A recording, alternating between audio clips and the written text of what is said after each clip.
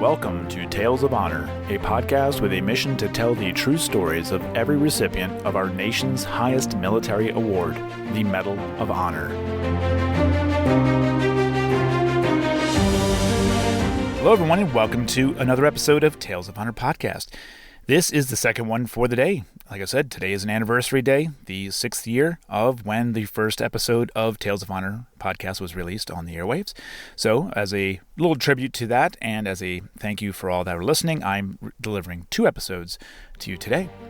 I have no birthdays to go over today, and so let's get right on with today's Tale of Honor.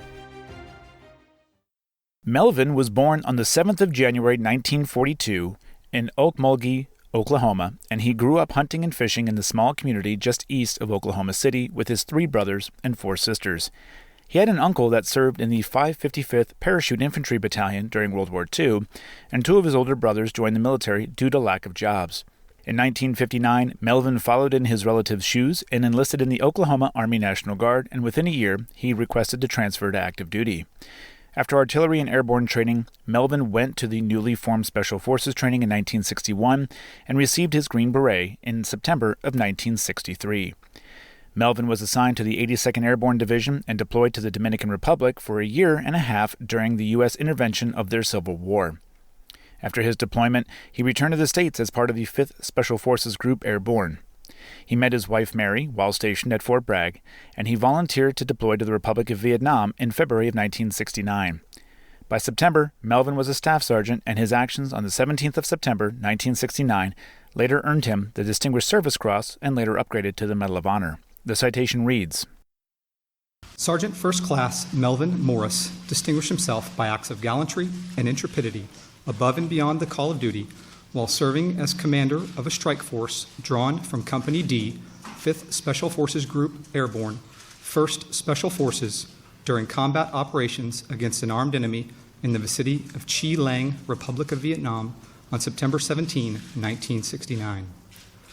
On that afternoon, Staff Sergeant Morris's affiliated companies encountered an extensive enemy minefield and were subsequently engaged by a hostile force. Staff Sergeant Morris learned by radio that a fellow team commander had been killed near an enemy bunker, and he immediately reorganized his men into an effective assault posture before advancing forward and splitting off with 2 men to recover the team commander's body. Observing the maneuver, the hostile force concentrated its fire on Staff Sergeant Morris's 3-man element and successfully wounded both men accompanying him. After assisting the 2 wounded men back into forces lines, Staff Sergeant Morris charged forward into withering enemy fire with only his men's suppressive fire as cover.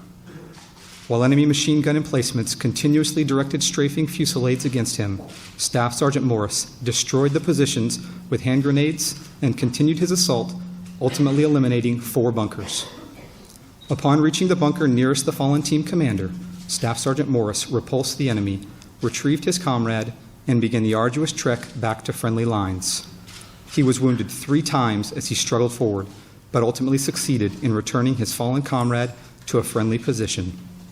Staff Sergeant Morris's extraordinary heroism and selflessness above and beyond the call of duty are in keeping with the highest traditions of military service and reflect great credit upon himself, his unit, and the United States Army.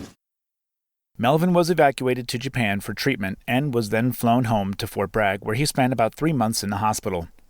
In April of 1970, just a few weeks after receiving the Distinguished Service Cross, Melvin volunteered to return to Vietnam, a tour which lasted 13 months. He left the Army in 1975, but re-enlisted in 1978 due to the struggle with adapting to civilian life, an issue that would follow him even after his retirement in 1985, after 23 years of service. This struggle, and that of many others with post-traumatic stress, was remedied with professional help and the help of his family and the veteran community. Melvin got a call one day in May of 2013, one that involved President Obama telling him that his Distinguished Service Cross was being upgraded to the Medal of Honor. A congressional review of service records of those who might have been passed over for the award due to discrimination had selected several men, including Melvin.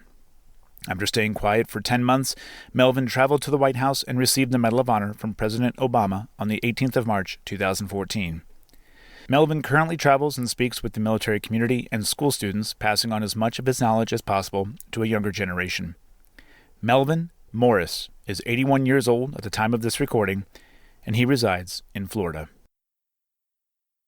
And that was a Tale of Honor. Thank you for listening to Tales of Honor, and if you enjoyed the show, please be sure to subscribe and tell your friends and family.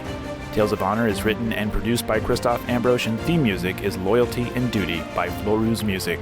If you have any questions, you can send an email to talesofhonorpodcast@gmail.com, and please be sure to visit talesofhonorpodcast.com for more episodes and information.